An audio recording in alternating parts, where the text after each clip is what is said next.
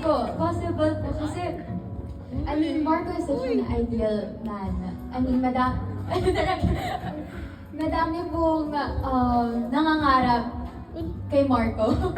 At I'm privileged po na makilala po siya from the start until now. And I'm also privileged to be a part of his life, to be his close friend.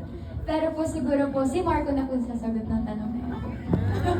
Hello po. Hello po.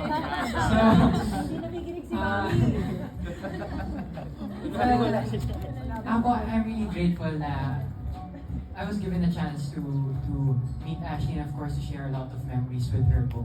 And I feel like as of now, we are best of friends and hindi ko pa rin naman po masasabi talaga kung saan po kami dadalhin. Pero sa ngayon, we are really happy in what's happening with our career po, sa friendship namin na patuloy na mas lumalalim, of course.